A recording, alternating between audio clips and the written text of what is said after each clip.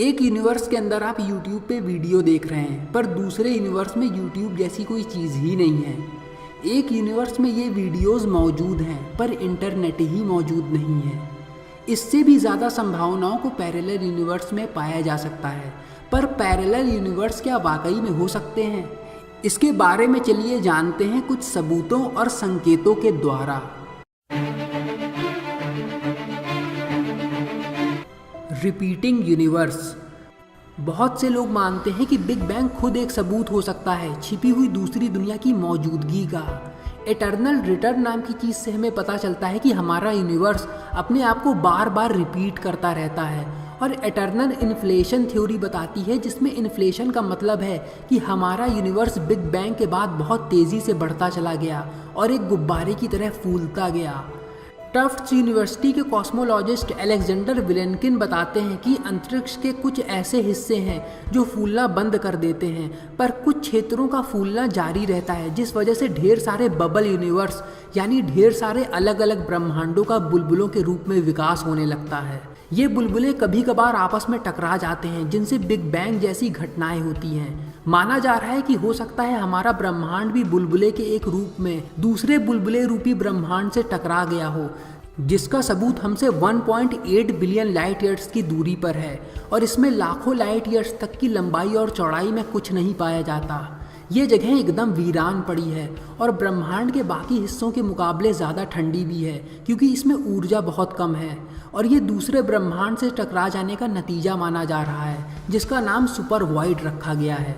हमारा ब्रह्मांड सिर्फ एक छोटे से बुलबुले से ज़्यादा कुछ नहीं है, जो इस विशाल अंतरिक्ष के समुद्र में बाकी बुलबुलों के साथ बसा हुआ है, जिनमें कुछ बुलबुलों का फूलना अभी भी जारी है। इस समुद्र में हमारे ब्रह्मांड जैसे ना जाने कितने बुलबुले और मौजूद हैं, जिनमें से कुछ बबल यूनिवर्सों में यानी बुलबुले रूपी ब्रह्मांडों में फिजिक्स और फंडामेंटल कॉन्स्टेंट्स के नियम हमारी दुनिया से बिल्कुल अलग हो सकते हैं, जिस वजह से वो दूसरी दुनिया एक बहुत ही अजीब जगह हो सकती है, जहाँ पे सब सुपरमैन की तरह उड़ते हों और चीज़ें हवा में तैरती हों। अगर ये सब बिल्कुल सच है तो अनंत संख्या यानी इन्फिनिट नंबर्स में पैरेलल यूनिवर्स मौजूद हो सकते हैं, जिनका कोई अंत ही नहीं है। इन पैरेलल यूनिवर्स में दुनिया ठीक हूबहू हमारे जैसी भी हो सकती है, जिसमें हम लोग जैसे ही लोग रह रहे हों, जहाँ की कहानियाँ, बातें और इतिहास तक एक ही हों, पर वहाँ चीज़ें हमारी दुनिया से हल्की फुल्की शायद अलग भी हों, क्योंकि इन्फिनिट नंबर ऑफ यूनिवर्स का मतलब है अनंत तरह के ब्रह्मांड, जहाँ पर अनंत प्रकार की विभिन्नताएं हो सकती हैं। एक उदाहरण के तौर पर अगर आप इस दुनिया में राइट हैंडेड हैं, तो हो सकता है उस दुनिया में आप लेफ्ट हैंडेड हों। किसी दूसरे पैरेलल यूनिवर्स में हो सकता है आप आदमी की जगह औरत हों, और हो सकता है किसी दुनिया में आप पैदा ही ना हुए हों। हालांकि उस दुनिया का इतिहास एक ही हो, पर इन्फिनिट यूनिवर्स की इन्फिनिट पॉसिबिलिटीज़ की वजह से इन्फिनिट तरह के डिफरेंस हो सकते हैं। हिस्ट्री में भी फ़र्क हो सकता है उस यूनिवर्स में टाइटैनिक डूबने से बच गया हो सकता है वर्ल्ड वॉर 2 कभी हुआ ही ना हो। और ये भी हो सकता है कि जिस धूमकेतु के टकराने से पृथ्वी से डायनासॉर्स का सफाया हो गया था, वो धूमकेतु पृथ्वी से टकराने से बचकर बगल से निकल गया हो। इसी वजह से उस दूसरी दुनिया में डायनासॉर्स आज भी जिंदा होंगे और इंसानों की जगह वो शायद खुद इवॉल्व कर गए हों। इसी कारण से वो दुनिया हमारी दुनिया से बिल्कुल एक अलग दुनिया होगी, पास्ट, प्रेजेंट और फ्यूचर हर चीज़ में। ऑल्टर वू। हम सब ने डेजा वू को एक्सपीरियंस किया है और करते ही रहते हैं जब हमें लगता है कि ठीक यही चीज़ हमारे साथ पहले भी कभी हो चुकी है। पर एक और बहुत ही अजीब और पेचीदा चीज़ है, जिसे ऑल्टर वू कहा जाता है। जब कोई अपना बीता हुआ कल बिल्कुल ही दूसरे ढंग से याद करके रखे हुए होता है, जीवन में घटी ऐसी घटनाएं जो कभी उसके साथ हुई ही नहीं होती हैं, पर उसको लगता है कि ये सब उसके साथ कभी हुआ था। या किसी को अपनी साइकिल का रंग नीले रंग के तौर पे याद रहता है, जबकि वो साइकिल असल में लाल रंग की है। ऐसे ही डेजा वेकू एक साइकोलॉजिकल फिनोमिना होता है, जिसमें भविष्य में होने वाली चीज़ें आपको पहले ही पता लगने लगती हैं और आपके सामने जो घट रहा है उसे आप कुछ सेकंड पहले ही देख लेते हैं। ऐसी अनुभूतियाँ भी इशारा करती हैं कि ये सब दूसरे डायमेंशन के हमारे डायमेंशन से टकराने की वजह से हो सकता है हो रहा हो, और ये एक पैरेलल यूनिवर्स का सबूत हो सकता है, जहाँ पे पहले ही ये चीज़ें या तो घट चुकी हों या वो इस दुनिया की चीज़ों से थोड़ी अलग हों। उदाहरण के तौर पर अगर इस दुनिया में आपकी आंखों का रंग भूरा है तो हो सकता है पैरेलल यूनिवर्स में आपकी आंखों का रंग नीला हो। लेरिना गार्सिया गोर्डो। 16 जुलाई साल 2008 की बात है जब लेरिना नाम की एक 41 साल की महिला सुबह सुबह अपने बेडरूम में नींद से उठी, पर उसने देखा कि उसके बेड के कवर बदल चुके थे, उनसे जिन पर पिछली रात को वो सोई थी। उसे लगा शायद उसे कोई गलत फहमी हुई है और वो तैयार होकर काम पे अपने ऑफिस निकल गई, उन्हीं रास्तों का इस्तेमाल करते हुए जिन्हें वो पिछले 7 सालों से रोजाना कर रही थी, और उसी तरह वो ऑफिस से गुजरते हुए अपने रूम पे पहुंची। पर जब उसने ऑफिस के रूम के बाहर लगी नेम प्लेट को देखा तो उसके नाम की जगह किसी और का नाम लिखा हुआ था। लेरिना को लगा कि शायद वो किसी गलत मंजिल पर आ गई है, जिसका पता लगाने के लिए वो सारे फ्लोर्स को चेक करने लगी। पर हैरानी की बात ये थी कि उस ऑफिस में काम करने वाला कोई भी कर्मचारी उसकी जान पहचान का नहीं था। जिस ऑफिस में वो पिछले 7 सालों से काम कर रही थी, उस समय उसे ऐसा महसूस हो रहा था जैसे वो किसी दूसरी दुनिया में पहुंच गई हो, जहां कुछ चीज़ें पूरी तरह से बदल चुकी हैं। वो उस जगह पर एक आदमी से रिलेशनशिप में थी, जबकि उसे याद था कि उस आदमी से उसका रिलेशन काफ़ी पहले ख़त्म हो चुका था, और जिस आदमी को वो पिछले 4 महीनों से डेट कर रही थी उसका उस दुनिया में कोई एग्जिस्टेंस ही नहीं था। इस घटना को कई लोगों ने याददाश्त में गड़बड़ी आ जाना बताया, पर बहुत से लोग इस घटना को पैरेलल यूनिवर्स की मौजूदगी का ठोस सबूत मान रहे हैं, जहां पर हम ही जैसे लोग एक अलग जीवन जी रहे हैं। Daughter universes. Quantum mechanics theory सब एटॉमिक पार्टिकल्स की छोटी सी दुनिया के अंतर्गत बनी है, जो हमें मल्टीपल यूनिवर्स के बारे में एक और सुझाव देती है। क्वांटम मैकेनिक्स इस दुनिया की व्याख्या संभावनाओं के तौर पर करती है, ना कि निश्चित नतीजों का, और इस थ्योरी से जुड़ी गणित सुझाव देती है कि किसी भी सिचुएशन या परिस्थिति के हर प्रकार या कई तरह के निकलने वाले नतीजे या परिणाम होते हैं, उनके अपने अलग अलग ब्रह्मांडों में। एग्जाम्पल के तौर पे जैसे आप किसी चौराहे पर खड़े हैं जहाँ पे आप लेफ़्ट या राइट डायरेक्शन में जा सकते हैं, तब मौजूद यूनिवर्स 2 डॉटर यूनिवर्स को निकाल कर लाता है, जिसमें एक यूनिवर्स में आप राइट डायरेक्शन में मुड़ जाते हैं और दूसरे में आप लेफ़्ट की तरफ चले जाते हैं। हर यूनिवर्स में आपकी एक कॉपी मौजूद है जो इन दोनों नतीजों को अपनी अपनी जगह पर अनुभव कर रही है, और हर यूनिवर्स में आपकी हर कॉपी यही सोच रही है कि जो उनके साथ हो रहा है वही सिर्फ सच है। इससे ये समझा जा सकता है कि जो आपकी पहचान इस दुनिया में है, उस दुनिया में आपकी पहचान कुछ और हो, और जो लोग आपके साथ इस दुनिया में हैं हो सकता है उस दुनिया में आपके साथ कोई दूसरे लोग हों। ऐसा भी हो सकता है जो लोग आपका साथ इस दुनिया में छोड़कर चले गए हैं वो पैरेलल यूनिवर्स में आपके साथ अभी भी हों। Unexplained artefacts. कई दशकों से खुदाई के दौरान ऐसी कई चीज़ें धरती में गड़ी पाई गई हैं जिनकी कार्बन डेटिंग करके उनकी उम्र पता चलने पर सबके होश उड़ गए। उदाहरण के तौर पर किसी प्राचीन सभ्यता के मिले खंडहर और सामान जो इतने ज़्यादा पुराने थे कि उस समय इंसान ही इस धरती पर मौजूद नहीं था। जैसे कि लंडन हैमर नाम की एक चीज़ जिसे साल 1930 में खोजा गया था, पर इस चीज़ की उम्र 50 करोड़ साल पुरानी निकली। इसी तरह एंटीकाइथेरा मैकेनिज्म नाम की एक चीज़ को भी खोजा गया जिसे प्राचीन समय का कंप्यूटर बताया जा रहा है। इसके पुर्जे तांबे के बने हुए हैं और ये 100 से 150 BCE के आसपास के समय का बताया जा रहा है। कोई नहीं समझ पाया है कि इस तरह की चीज़ों को उस समय कैसे बनाया गया होगा जब इतनी एडवांस टेक्निकल नॉलेज समाज में थी ही नहीं, जिस वजह से कई लोग मानने लगे हैं कि हो सकता है किसी पैरेलल यूनिवर्स में रहने वाले लोग गलती से हमारी दुनिया में चले आए हों। इसी तरह मैरी सेलेस्ट जहाज़ की घटना साल 1872 में एक पानी के जहाज़ को पोर्चुगल से 400 मील की दूरी पर तैरता हुआ देखा गया, पर उस जहाज़ पे ना तो कोई इंसान मौजूद था ना ही उनसे जुड़ी कोई चीज़।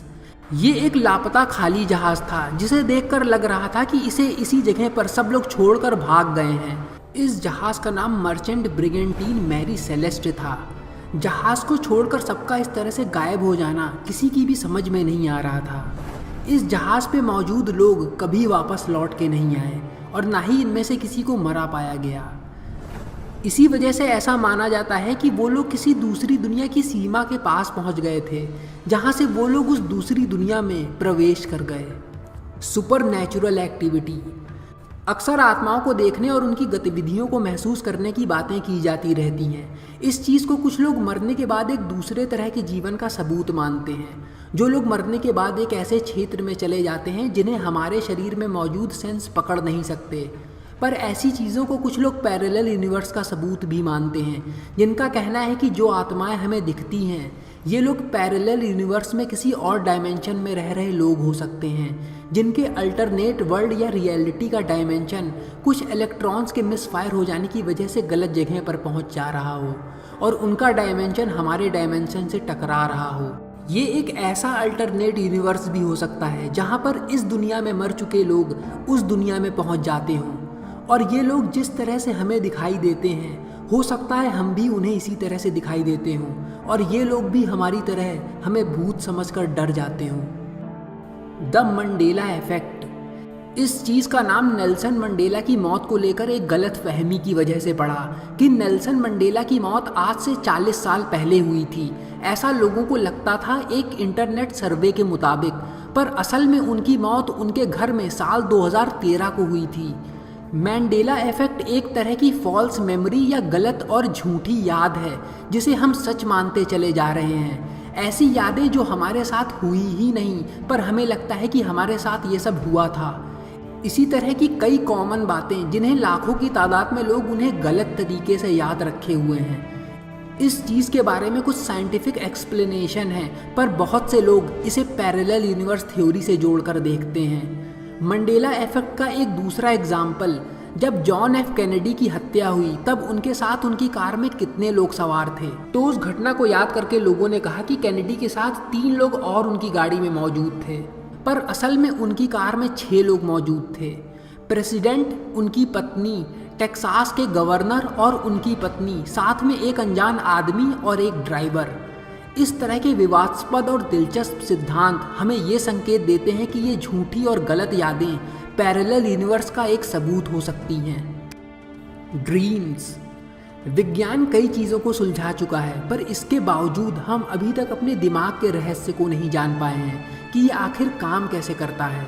हम इतना तो जान चुके हैं कि दिमाग का कौन सा हिस्सा क्या काम करता है, पर फिर भी ऐसी बहुत सी बातें हैं जो अब भी जानना बाकी है। इन्हीं अनजान चीज़ों में से एक है सपना देखना। हम आज तक नहीं पता लगा पाए हैं कि सपने वाकई में होते क्या चीज़ हैं। इनके बारे में इतना ही बताया गया है, ये दिमाग का एक तरीका होता है जब वो चल रहे विचारों और यादों को बंद कर रहा होता है ताकि फिजिकल और मेंटल स्ट्रेस से हमें आराम मिल सके। हालांकि कुछ वैज्ञानिकों का कहना है कि रैपिड आई मूवमेंट स्लीप के दौरान, जिस स्थिति में सोते समय हम हर रात 4-5 बार हर 1 से 2 घंटे के बीच में पहुंच जाते हैं, ये स्थिति किसी दूसरी दुनिया से जुड़ने की सबसे करीबी सिचुएशन होती है। सपने में टाइम और स्पेस के जरिए सफ़र करके एक दूसरी दुनिया में पहुंच जाना एक संकेत देता है कि दूसरी दुनिया या डायमेंशन में पहुंच जाने पर कैसा लगेगा। चाहे वो एक लूसिड ड्रीम हो, मतलब आपको पता हो कि आप सपना देख रहे हैं और आप अपनी मर्जी से उस सपने को चला सकें या कंट्रोल कर सकें, या वो एक सामान्य सपना हो लेकिन सपने के माध्यम से ही एक ऐसी दुनिया में पहुंचकर वहाँ की चीज़ों का अनुभव करना जो आप इस दुनिया में जागते समय असलियत में नहीं कर सकते, काफ़ी दिलचस्प है। और इस समय के दौरान आप पैरेलल यूनिवर्स को सबसे करीब से अनुभव करते हैं, अपने सपनों में, जहाँ पे आप मर चुके लोगों से भी मिलते हैं और कुछ ऐसे लोग भी वहाँ पे होते हैं जिन्हें आप जानते तक नहीं हैं। क्या पता ये सच में कोई दूसरी दुनिया होती हो जिसकी झलक दिमाग सोते समय ही देख पाता हो। Visitor from Taured. साल 1954 में जापान के एयरपोर्ट पर एक अनजान आदमी पहुंचा जिसके पास हवाई यात्रा करने के लिए सारी ज़रूरी चीज़ें मौजूद थीं, जिसमें उसके पास उसकी पर्स में हवाई टिकट था, पासपोर्ट था और पैसे थे।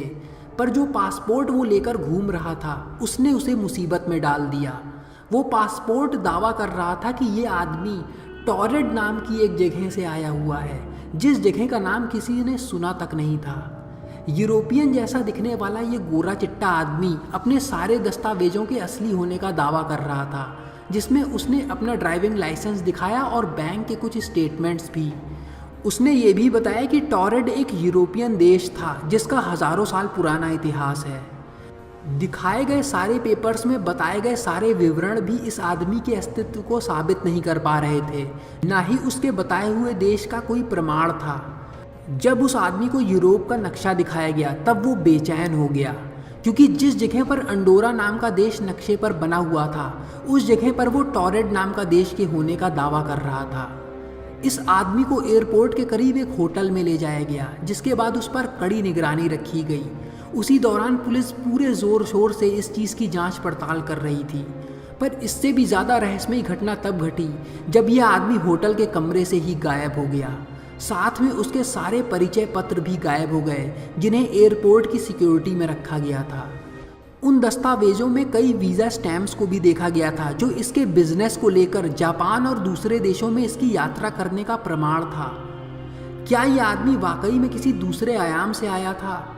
इसका जवाब किसी के पास नहीं है। लार्ज हाइड्रॉन कोलाइडर टेक्नोलॉजी से जुड़ी ये गजब की चीज़ स्विट्ज़रलैंड के जेनेवा नाम की जगह पर सर्न सेंटर में रखी हुई है, जिसके पहले से ही काफ़ी अच्छे नतीजे रहे हैं। इस मशीन का सबसे मेन अचीवमेंट रहा है हिग्स बोसन पार्टिकल के अस्तित्व को सच साबित करना, जिसे गॉड पार्टिकल भी कहा जाता है।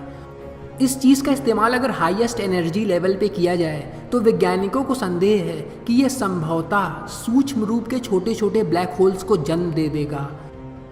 इन एक्सपेरिमेंट्स को भविष्य में अंजाम देने वाले 3 वैज्ञानिकों का कहना है कि अखबार या किताब के पन्ने जो आमने सामने एक दूसरे के रहते हैं, ये 2 डायमेंशनल होकर अगर हमारे 3rd डायमेंशन में पाए जा सकते हैं, तो हमारे पैरेलल यूनिवर्स भी दूसरे और ऊंचे डायमेंशंस में पाए जा सकते हैं।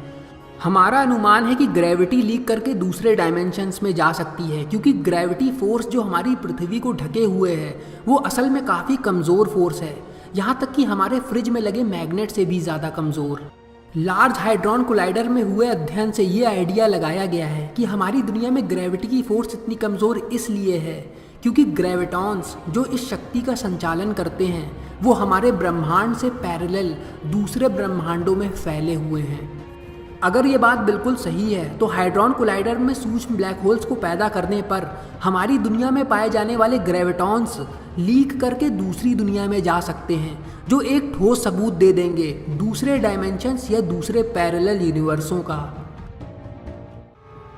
Double slit experiment. Double slit experiment को करने के लिए इलेक्ट्रॉन्स को 2 स्लिट या 2 दराजों से गुजरते हुए उनके पीछे बने एक पर्दे पर मारा जा रहा था, देखने के लिए कि किस तरीके का ये प्रभाव ये उन दराजों से गुजरते हुए पीछे खड़े पर्दे पर छोड़ते हैं। जांचकर्ताओं ने पाया कि पर्दे पर इन 2 अलग अलग दराजों के आकार के धब्बे बनने की बजाय इन पार्टिकल्स ने एक वेव या लहर जैसा स्वरूप बना रखा था।